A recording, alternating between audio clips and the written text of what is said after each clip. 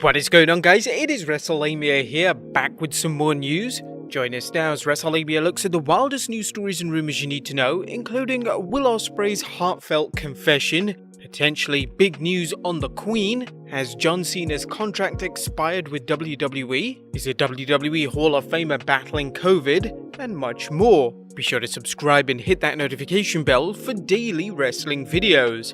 Now let's hit the intro and get straight into the first story.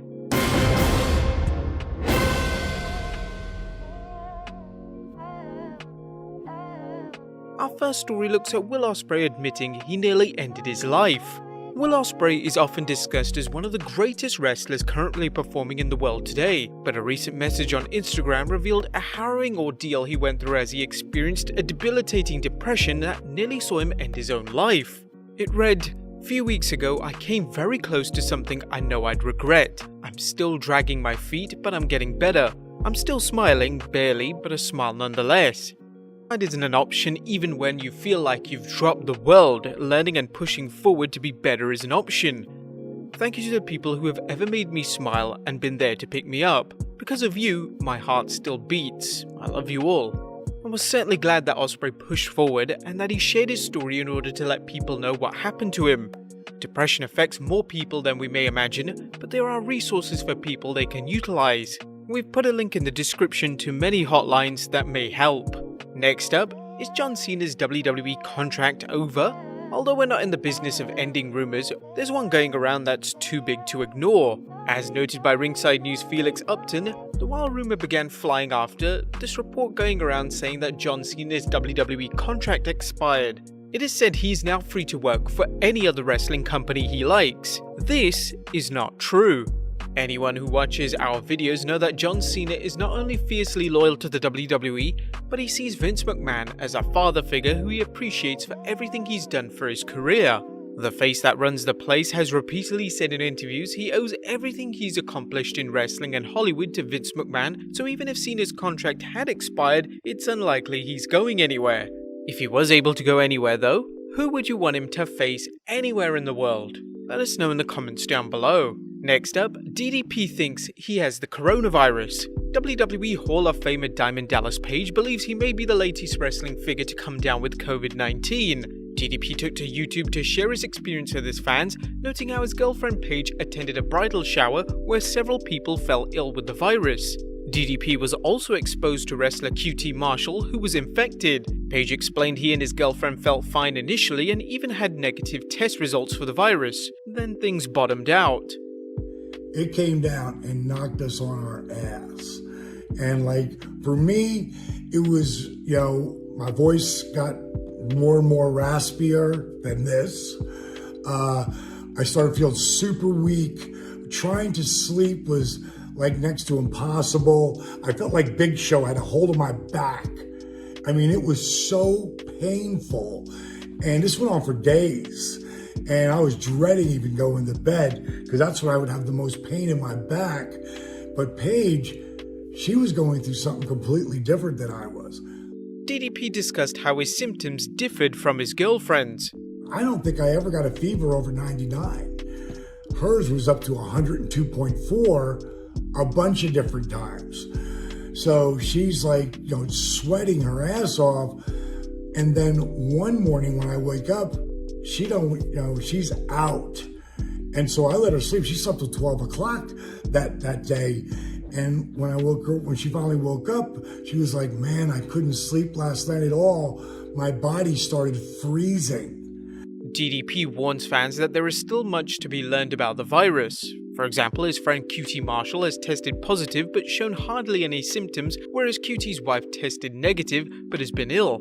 Paige's advice? Well, please just try to care about other people. If you don't wear a mask for you, wear it for other people. Be cautious. Do the social distancing and just be good to each other because we've only got ourselves. So be good to each other. Next up, Charlotte Flair's upcoming television project.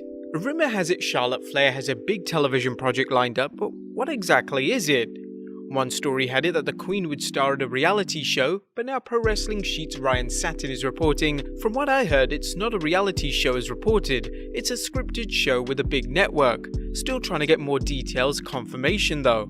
This could be a huge step for Charlotte, particularly if she wants to branch out from wrestling and go into Hollywood.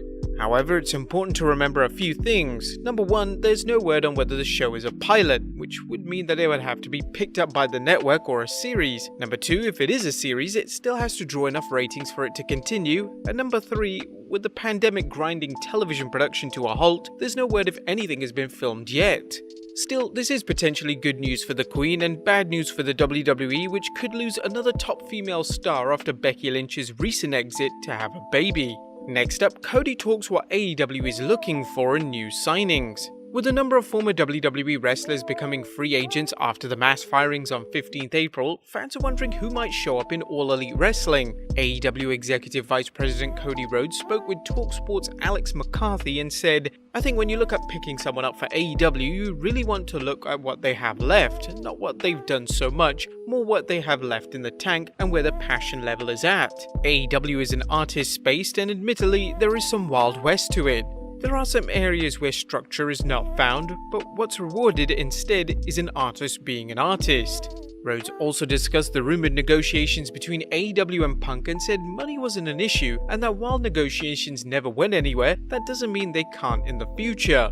The current TNT champion also made a point to refute claims that the inmates are running the asylum, i.e. that AEW wrestlers are running wild with the company's pocketbook, something which happened in WCW. But he said, "These wrestlers are doing everything they can to run the creative, the brand, and the marketing and things, but there are some very smart and fiscally conservative people who surround us and flank us because this isn't my money at all."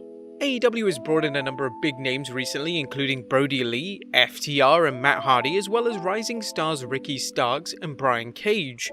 Do you think the promotion should continue bringing in wrestlers or wait until the pandemic slows down? Let us know in the comments down below. Next up, Bret Hart rates himself against Hulk Hogan.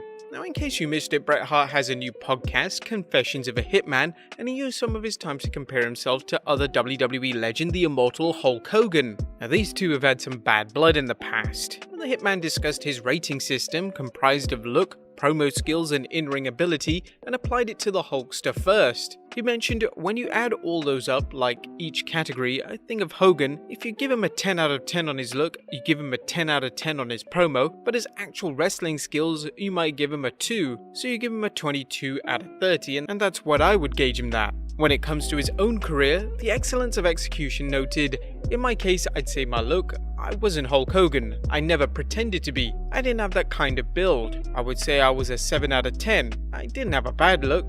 I looked like an athlete and I was pretty fit. And I was pretty strong. Yeah, I evolved into a good look. My look wasn't holding me back. I had a decent gimmick." Hart's career went from that of a mid-card tag team act to an upper-card singles act and eventual main eventer, which benefited in part from the WWF shift from larger-than-life muscle men to skilled technicians. And then it's like, okay, is he a talker, Bret Hart? And it's like, well, that's his weakest point. I did get better and better and a lot better. I sometimes had great mic moments in my career, but it was my weakest area and I knew that. I would give myself a 4 out of 10 or a 5 out of 10 on promo skills. Yeah, Bret's promos were never his strong suit, but as he mentioned, they did improve over time, and while he's never mentioned as one of wrestling's best talkers, he did fine. As for his in-ring abilities, Hart's evaluation of himself shouldn't surprise anyone. And then it's like the third category is how good can he, Bret Hart, actually wrestle? I think on that scale, I'd give myself 9, maybe a 10. I could wrestle anybody, any shape. By Hart's scale, he came out at a 21 overall compared to Hogan's 22. But what do you think of Hart's rating system, and do you agree with his assessment of his career and Hogan's? Let us know in the comments down below. Next up, Rhea Ripley's new look. Former NXT Women's Champion Rhea Ripley is sporting a new hairstyle. She posted a picture of her new do on Instagram. Ripley is a fantastic talent and she's only 23 years old with a promising career ahead of her. Whether it's Superstars' latest arrest or their new hairstyle, we've always got you covered. And finally, a Pricey talk with Alexa Bliss. Last but not least, Alexa Bliss has opened a Cameo account, which means people who want to spend a pricey buck have a chance to interact with Little Miss Bliss. Ringside News has the details on what fans can shell out for, as Bliss joined Cameo and she put $399 price tag on her videos. She's also put a $19.99 amount on chatting with her. That's not necessarily an immersive chat, but rather a question for the WWE superstar. You may recall that Roman Reigns is another wrestler who's been using Cameo to make ends meet, $500 of video from the big dog while he stays at home from the WWE. For those who can't afford Bliss or Reigns' high price tag, Dominik Dijakovic only charges $15, while WWE Hall of Famer Sunny charges $50, although she might not be making any videos quite soon. But there you have it, guys. The wildest wrestling news stories and rumors you need to know. Be sure to leave your comments down below, subscribe if you haven't already, follow us on Instagram and Twitter, and I'll see you next time with some more wrestling content.